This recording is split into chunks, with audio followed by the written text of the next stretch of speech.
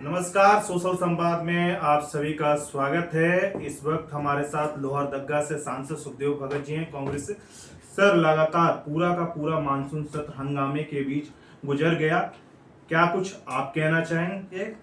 इस सरकार इतनी असंवेदनशील है या इतने अक्षमता इन्होंने साबित किया इस पूरे सत्र में, अपनी जिम्मेवारी से भागे, सदन से भाग गए। हम लोगों ने लगातार 22 तारीख से हम लोगों ने उन बातों को रखने का प्रयास किया जो पूरे देश के मुद्दे हैं। नीट के मसले पे जो पेलेट्स गन चलाए गए, कटीले लाठी से जो वार किए गए, जो स्टूडेंट्स के साथ दुर्व्यवहार किया गया, उसके लिए कौन जिम्मेवार है, किसने ऑर्डर दिया, बहुत सामान्य सी बात थी। प्रधानमंत्री जी भी गए और ये गृह मंत्री जी भी गए, और तो और कल वो पत्र लिख रहे हैं। क्या गृह मंत्री जी बताएं, सदन में आने के लिए पत्र लिखने की आवश्यकता है? वो किनकी आंखों में धूल झोंक रहे हैं? वो उन्होंने कायरतापूर्ण कार्रवाई की है, इसकी हम लोग निंदा भी करते हैं और इसलिए हम लोग लगातार गतिरोध बना रहा। सर, लेकिन लगातार कल जिस तरह से गृह मंत्री आए और बयान दिया, उन्होंने कहा कि विपक्ष जो है, विपक्ष के सभी सवालों का जवाब दूंगा मैं, लेकिन विपक्ष जो है शांति से हमारी बातें सुने, ये चीज उन्होंने कहा था। क्या कोई शर्तें होती है क्या? वो किसने कहा हम नहीं सुनने को तैयार है? हम तो आने, वो पहले सदन में आए उसके बाद बातें करें। ये तो इस तरह की बातें करे से ना नौमन तेल होगा ना राधक नाचेगी। आप सदन में आए, आपकी जिम्मेवारी बनती है, आप देश के गृह मंत्री हैं, आप सदन से मुंह चुरा रहे हैं, आप अपने जवाब पे जिम्मेदारी से मुंह चुरा रहे हैं। उनको किसने रोका था सदन में आने से?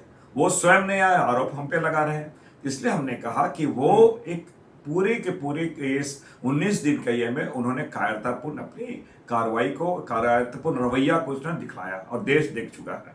वहीं आदित्य साहू की बात करें, झारखंड बीजेपी के अध्यक्ष हैं, वो भी सदन में झारखंड के बच्चे जो जेपीएससी के खिलाफ प्रोटेस्ट कर रहे हैं, उनके समर्थन में खड़े नजर आए।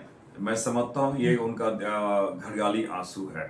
अगर इतने ही चिंतित रहते हैं आदित्य साहू जी, तो मैंने कहा कि 16 साल में 5 एग्जाम केवल कंडक्ट नहीं कराते। वो 16 साल में उन्होंने जेपीएससी का 5 एग्जाम कंडक्ट कराया, तो उन्हें बोलने का कोई नैतिक राइट ही नहीं है। सर, वहीं बात करें रघुवर दास जी का, तो रघुवर दास जी ने कल बयान जारी किया कि अगर एक हफ्ते के भीतर सीबीआई जांच नहीं होगी तो वो अनशन कर बैठेंगे। रघुवर दास जी पहले मुख्यमंत्री थे जिनको फुल फ्लेजेड सरकार वो बनाए थे, उनकी पूर्ण बहुमत की सरकार थी। बावजूद इसके 14 से लेकर 19 तक उनकी सरकार थी। ये 5 सालों में उन्होंने एक भी जेपीएससी का एग्जाम नहीं लिया। तो पहले उसका जवाब दें, उसके बाद आगे की बातें करें। सर, आखिरी सवाल चलते चलते हम लेना चाहेंगे आपसे, क्या जो बच्चे हैं नीट के लेकर, चाहे जेपीएससी को लेकर, क्या जो है सत्ता पक्ष अलग अलग नजरिए से देख रहे हैं? छात्र हमारे सब छात्र हैं, नीट के छात्र हों, हमारे जेपीएससी के छात्र, सारे छात्र एक हैं। और मैं एक चीज मैं बहुत ये करता हूँ, गर्व महसूस करता हूँ, हमारे झारखंड के छात्र ने जो शालीनता, जो संयम उन्होंने दिखलाया, वो बधाई के भी पात्र हैं। अपनी बातों को बहुत ही बेहतर तरीके से रखने का उन्होंने प्रयास किया। उतने ही तत्परता, उतनी संवेदनशीलता से हेमंत सोरेन जी ने इन बातों को समझा, उन बातों पे कार्रवाई भी कर रहे हैं। कुछ लोग, भारतीय जनता पार्टी इसमें एक राजनीतिक कलर देने का प्रयास किया और सीमावर्ती क्षेत्रों से वैसे लोगों को भी उन्होंने बुलाया जो उद्दंडतापूर्ण कार्रवाई किए, इस आंदोलन को बदनाम करने का प्रयास किए और प्रशासन को उत्तेजित कराने का प्रयास किया, प्रवोक कराने का प्रयास किया, ताकि वो कोई कार्रवाई करे और पूरे की पूरी वो बदनाम हो सके, सरकार को बदनाम कर सके।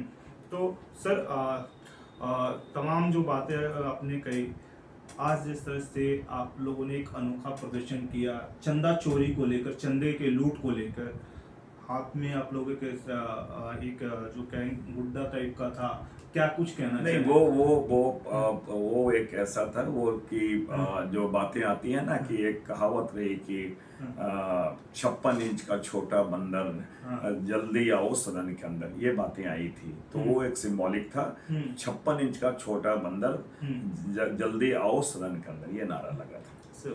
बहुत बहुत शुक्रिया सर। दिल्ली से सोशल संवाद।